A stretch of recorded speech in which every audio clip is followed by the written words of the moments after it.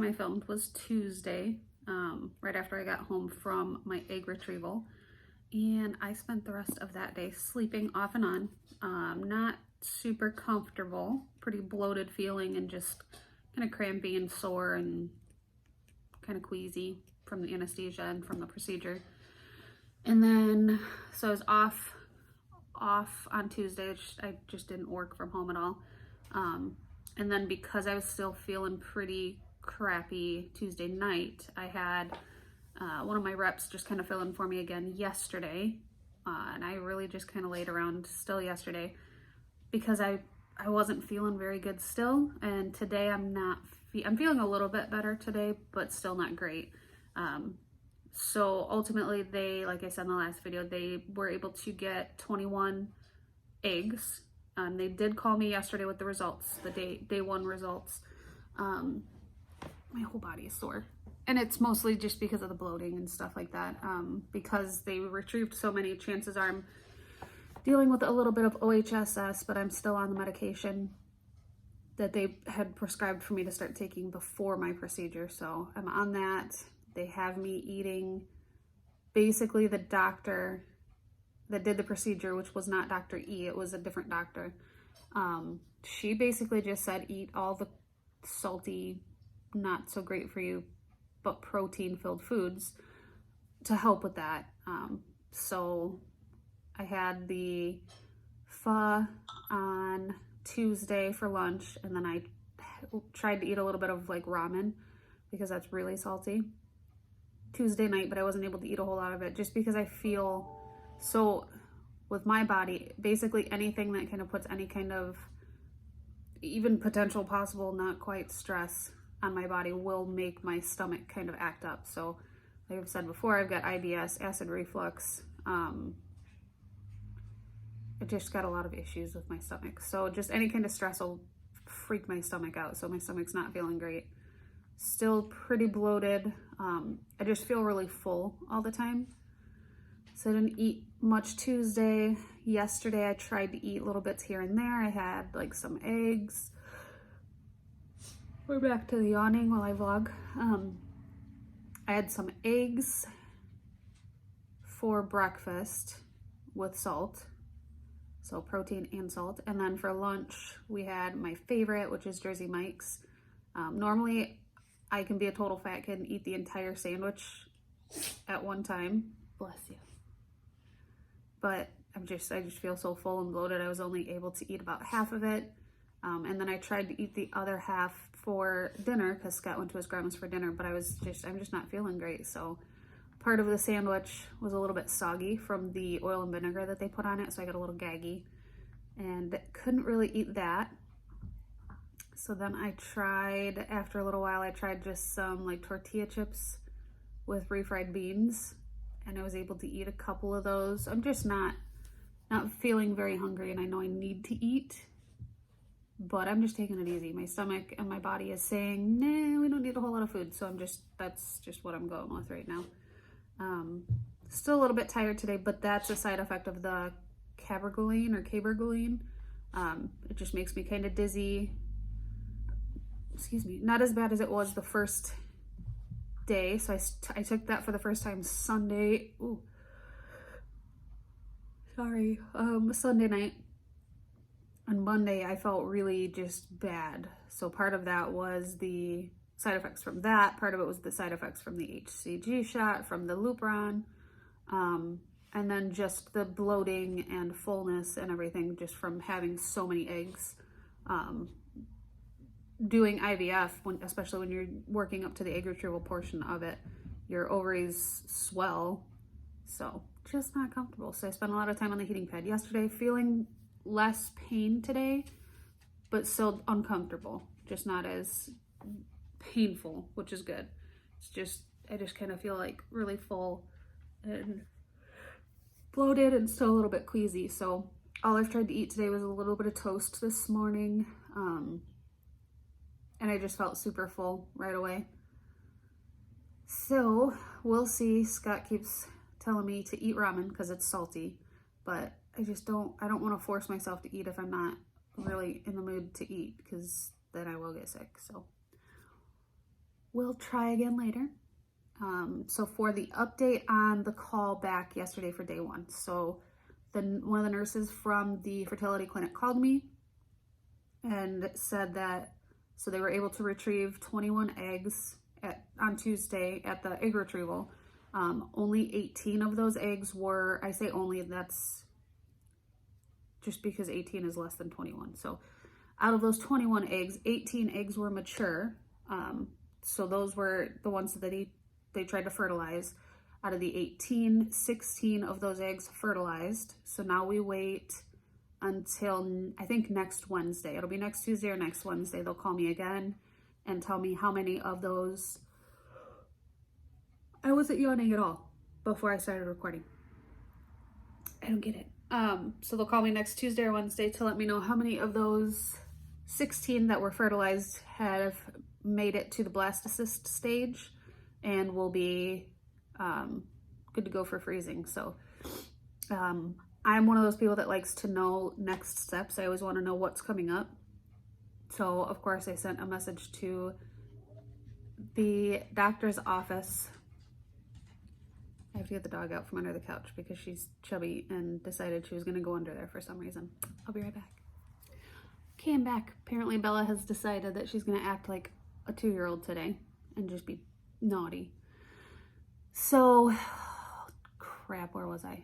So out of the 16, they'll call me on Tuesday or Wednesday and let me know how many of those 16 actually make it to the blastocyst stage and to freezing, which will tell us how many embryos we end up with that we can try with transfers. So what they have me doing right now, I had messaged the doctor and just asked what are the next steps so that I know what to expect. So she messaged me back and she said that they'll let me know on day 7 how many make it to freezing. And then I will start the loop run again. Like I said in the last video, I'll start that on the 10th. Today's the 7th, so I'll start it. Today's Thursday, so I'll start it on Sunday. And that'll be 10 units, and then they'll wean it down to 5 units. And the doctor said I'll be doing that for 3 to 4 weeks. And then I have to call them with day 1 of my next cycle. And then I go in for blood work and monitoring just like before. And then they'll change up my prescriptions and start adding stuff so that they can, make sure that we get my uterine lining to the point that it needs to be so that we can do transfer. So I have a follow-up with, it'll be on Zoom, but I don't know if it'll be a follow-up with my doctor, Dr. E, or the doctor that did the surgery. That's on the 20th.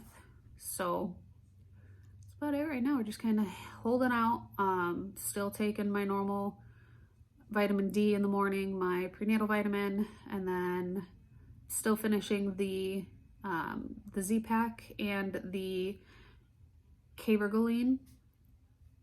And then Sunday I'll start shots again. So at least my belly got a little bit of time to heal up from shots. I haven't even looked at it in a few days. It's probably still somewhat bruised. So that's it for right now. Not a whole lot's changing around here. We thought Scott was off for a full week because they had a positive case of COVID-19 at his work. But they actually started them back up. My watch is doing weird things. They actually started them back up working today. So he went back in today. He'll be working his 10-hour days again. So he won't get home. He won't get off till 3:30, so he won't get home until like 3:45, and then he has to work Saturday, so that's a bummer.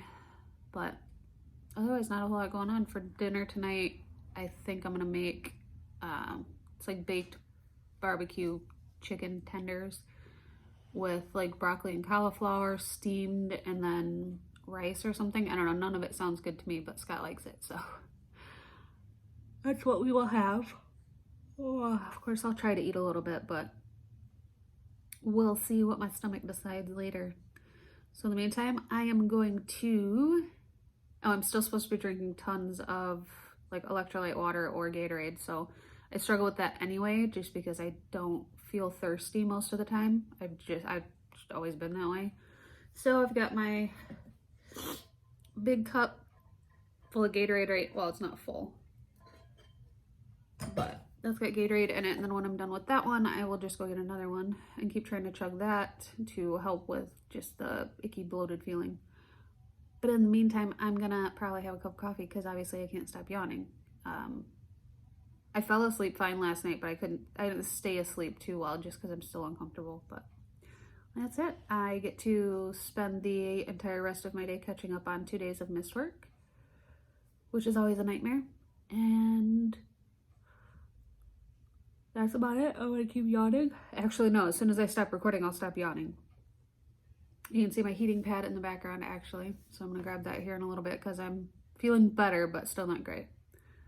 That's it for now. I will pick up the camera if anything else exciting happens.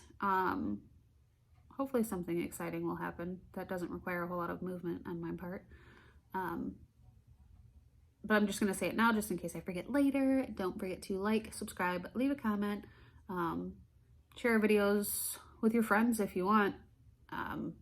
When I first started looking into infertility and things like that, the first thing I did was started searching videos on like YouTube and just looking for somebody who had kind of common ground, because it's definitely scary to get into, and then it's kind of scary to go through. So it helps to know that you can follow somebody else's videos or just kind of see what they go through, because while everybody's going to be different, the journey is going to be different for every different person. You at least kind of get an idea. So, and that's what I did. When I first started looking into stuff, I started closely following like Rochelle and Justin, Shannon Rose, Phil and Alex. Who else? I think that was it for the IVF stuff, but it helped a ton. And my journey hasn't been anything like theirs, but it just helped to kind of see kind of what to expect by watching their videos. So share it with a friend. It might help somebody else who's starting the journey or going through the journey, just to see kind of what's going on and how we're dealing with it. And that's the whole reason I started this channel. So I will catch you guys in a little bit. In the meantime, I'm gonna go blow my nose because I keep sneezing and have some coffee. So nothing new has happened. I am still sitting at my computer, still trying to catch up on work, but I am so tired right now. Sorry, I don't have my tripod on because I don't feel like fighting with it. I keep trying to eat things so that I can do that whole salt thing and hopefully make myself feel better. But eating just makes me feel like gross. So I just keep trying throughout the day to eat little bits, and hopefully eventually things will start getting better. Still drinking Gatorade. I just want to take a nap now. I'm super tired. I probably just said that. But that's it. There's really not a whole lot going on today. Probably won't be for a couple of days just because I don't feel too good. So hopefully I'm feeling better enough by Saturday so I can go check Maddie's P.O. box again. We really don't have any plans for this weekend though. Like I said, Scott's working Saturday, probably until like 11. Not that we can go do anything anyway. So I'll probably just continue to be recouping and prepping to start sticking myself again. Just kind of boring. Pretty boring over here when you feel like caca and nothing's open. Everything's still closed down. I'm still waiting to hear back again from the campground that we're supposed to go to. We're supposed to go camping for Memorial Day weekend, just Scott and I. My sister and her fiance are supposed to come stay with Bella because we took Bella camping not last year, it was a couple years ago, and she absolutely hated it. It was super hot that Memorial weekend, so we were all just super hot the whole weekend. She was miserable because of that. She's terrified of flying insects, and when you're camping, kind of a lot of those. So she spent the whole time wanting to get into the tent because she wanted to be away from the bugs, but if we let her in the tent and we didn't go in the tent with her, she was not happy. She wanted to be out with us. So hopefully the campground will be able to open so we can go do that, and it'll give my sister and her fiance a break. They can come stay here for that long weekend and hang out with Miss Bella. that's it. I did have to order the refill for my Lupron. So I've got a little bit left. Let's see, I'll get up and show you guys what I have left. Okay, so for the Lupron, I have, let's see, that much left out of, it's a 14 milligram, 2.8 milliliter bottle. But like I said earlier, the doctor said I'm going to be doing 10 units of this per day, and then it'll drop down to 5 units, but that'll be going on for 3 to 4 weeks. So I'm definitely going to need more. So in my case, because we are lucky enough to have insurance coverage for fertility, it's just kind of a couple of extra steps that are definitely worth it. I have to call, I already did. I have to call my insurance company, let them know, hey, I need the refill on this medication. They'll ask why, but it's not like in a crappy way. They're just double checking, making sure I'm not like trying to like dose myself or anything like that. So I just explained, all the nurses I've talked to with the insurance company have been really nice. So she just asked, where are you at in your process? So I told her my egg retrieval was this past Tuesday, and then Sunday I'll start taking the Lupron every day. She asked how soon I need it, and I told her I probably don't need it for a few days, but I'd rather get it in motion. And she kind of laughed and she said, yeah, you probably would rather not have to stress about, oh God, I need it now, and just get it early. So yeah, kind of what I'd like to do. So she super nice about it. They just then get a hold of the pharmacy. We use Village Pharmacy. So they put the order into Village Pharmacy, and then I should hear from Village Pharmacy like today, tomorrow-ish, and they'll just get all the final details, confirm where I want it shipped to, and all of that. So that'll be fine. I still have, this is my little medication station over here. So I still have one more Zithromax to take, the antibiotic, and then I've got 4 more of these guys to take. It's kind of backwards, but it's the Cabergoline. And then I've still got my Sharps containers, the one that's super full, but I need to go through and kind of do some stuff with these because I do want to keep the syringes, but not the needles, in case I want to do that picture that some people do. And then this is my not so full one. But when they send me the Lupron, they'll probably ask me if I need another Sharps container, and I'll tell them yes. They don't charge me for them, but that one is going to fill up pretty quickly if I'm doing this shot every night for the next 3 to 4 weeks. So it's going to get pretty full. I've still got tons of needles, so I'm good there. See, that's what happens when I don't have my tripod. I do this. So I'm going to go sit back down because I feel gross. It's that feeling, like right now, it's that feeling when you eat, like you go to a buffet or something and you eat way, way, way too much. It's that feeling, so.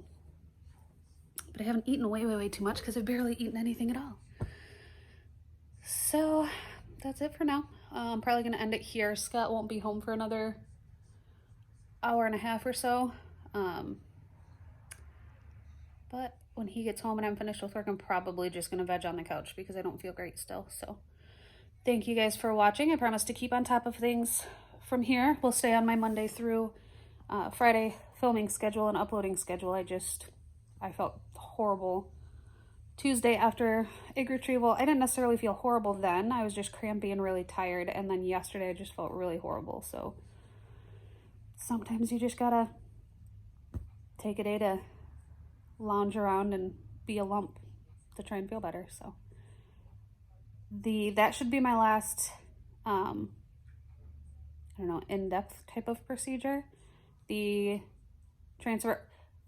So I know I said that was it, but I've gotten this question so many times, and like my niece and her friend are gonna laugh because they asked it. My stepdad asked it. Scott's grandma asked it. One of my sales guys at work asked it. I've just had so many people ask. So I don't know, I guess because I knew about this, I guess I kind of assumed everybody else did, but obviously not. So the question that a lot of people have been asking me is, now that the egg retrieval's been done and they've fertilized the eggs and now we're just kind of waiting up to find out how many embryos are formed and ready for freezing, the question I keep being asked is, once they've decided how many are ready for freezing, do they put all of them back in? No. So if you have heard of Octomom, that was a very controversial procedure back when that happened, because typically with IVF, a doctor is only going to transfer 1 to 2 embryos. So like the fertility clinic that I go through, the maximum amount of embryos that they will transfer is 2 at a time. Because, so like for me, because of my age range, they're going to suggest that I only transfer 1, because it's a higher success rate with IVF, and all the different steps that we're taking. So, but I can put, it's my choice, so I can still push the issue to choose to do 2 embryos in my transfer if I want to. And as of right now, that's what I want to do, is 2 embryos for transfer. Excuse me, I need to mute that for a second.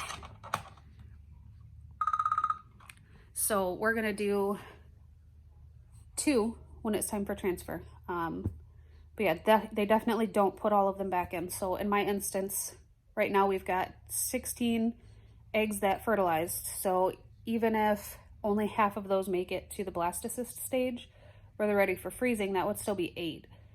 And then if they put them all back in, they would be transferring 8 viable embryos into me at the time that they're attempting to get me pregnant. So there's a good chance that, I don't know, 1 or 2 of those would stick, but there's also the risk that all of those would stick, which would be awful. So nope, 1 to 2, that's it. And then the rest of them just get frozen, or stay frozen. They just don't pull them out. The rest of those just stay frozen, and it gives us more chances later on to either try again if it doesn't work the first time, which there's a chance, a pretty good chance that it won't work the first time. It's pretty common that it doesn't work the first time. So it gives us that option, or we could try again later down the road. Even if we have a baby in this first or second time, we still have the option of trying. There's that yawn. I was fighting it. We still have the option of trying again for more kids down the road. So that is it. That was just a question I keep getting the past couple of days, so I thought I would just kind of update anybody who didn't know. So that's going to be it for today's video. Like I said earlier, like, subscribe, leave a comment, share our video, our story, with anybody who might be interested or thinking about starting this journey, and I will catch up with you guys again tomorrow.